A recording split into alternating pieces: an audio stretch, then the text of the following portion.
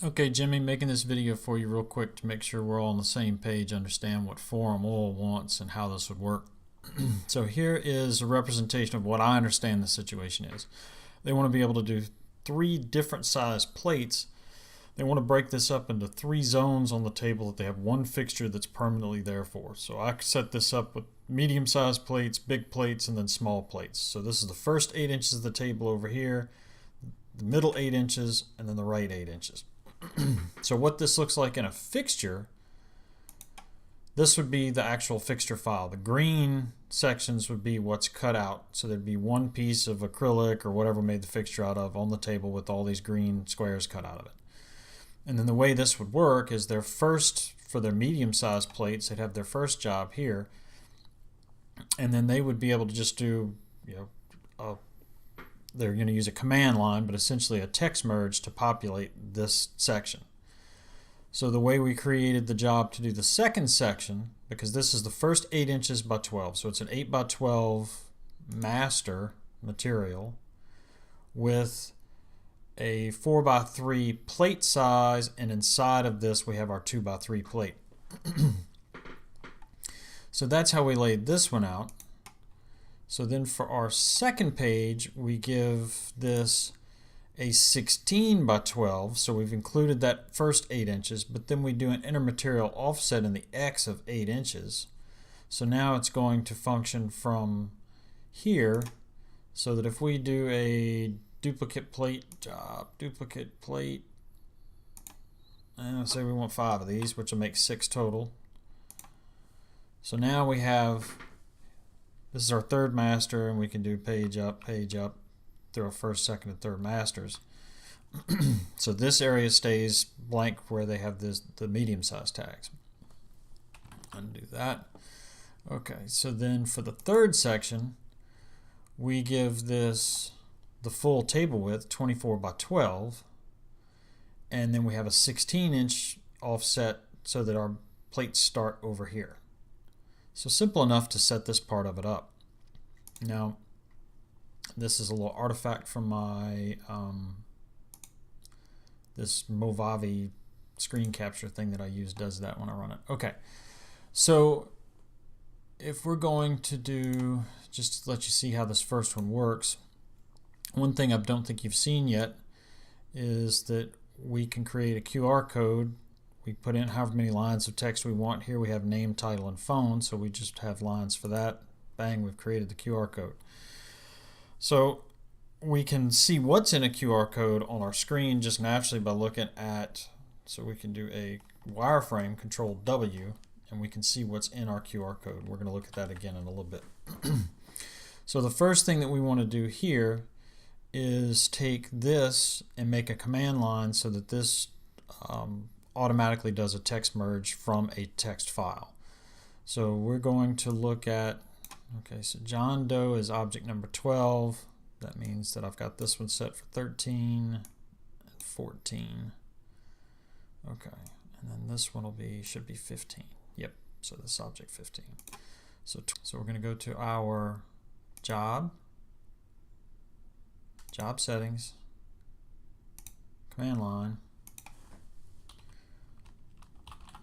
select object 12 through 14. Alright, then we're going to enter. Then we're going to do text merge path, and we're going to select our file. I'll put it on the desktop. It's going to be down here somewhere. So form text 1. Okay. Then we want to select 2D object 15. Okay, so select 2D object 15, all items, enter. Then we're going to do our path again, which is same path, so we're going to go back to our same file down here, form 1 text, open. Okay. Select 2D, okay. So that shows you right there. I did this incorrectly because this is supposed to be not 2D object, but 2D code. I forgot that. Code. Okay. So uses desktop form 1 text. Oh. Text merge path. Okay, so that's set up right now. I got to get rid of this little Movavi artifact. All right, so what we did, if you look at this QR code, when we select this, we can see our different fields that are within our QR code. So what we did was just simply select all, is what we chose for the command line to do. Now we can do a text merge to it. So we'll say, we don't even have to worry about that now. Do this. Okay, so I'm going to save this file, save as, form 1, and it has a command line, so I'm going to do this as command line, save. Okay, so I close this one, file, open, looking for form 1 command line, there it is. So now when I open this, it populates with the information from that text document. So we have Jimmy's and sales, imagine that. Okay, so then we can wireframe to make sure that all of our, as we page down, we can look at this to make sure that all of our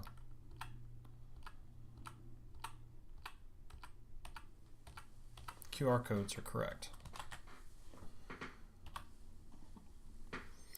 And then we would just do that for each one of the plates. Now in this command line feature up here where we have our job settings and we do these command lines, we're going to need to add a field so that we don't have to type in this text merge path for either one of these. That this would just be a way for them, we can figure out how we're going to logistically make that happen, that when they scan the barcode it automatically populates with whatever portion of this we need to populate it with.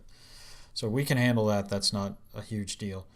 Then from there, are they going to want us to have a print command and any other information here? That's something I'll show you too while we're looking at this. Okay, so if I go to File, Print, it's also Control P, go to the epilogue. Okay, so you see I've got this set up right now. My epilogue driver here, I've got it set up for 24 by 12. This, because the way we output, we're always going to put it in the upper left. So they can always leave their print driver set to 24 by 12, and I'm assuming they're going to be using the same materials. I could be wrong there. So the same settings. So there's not going to be anything for them to have to change in the print drivers. So we could just go print, and be done. Now, so we'll look at, let me go out of this one. Show you in here form 3. So this, for example, we'll add a few so it's easier to see. We'll do job duplicate plate. We'll just add 50. Okay, so we have this when we go to file, print, and we go back to our epilogue. See, it always puts it in the right place, so that's not an issue. And then in here, I think everything else in here is going to stay the same. So that would be easy, that we could potentially do a command line that comes to this and then actually prints, so that it would be fully automatic in that sense.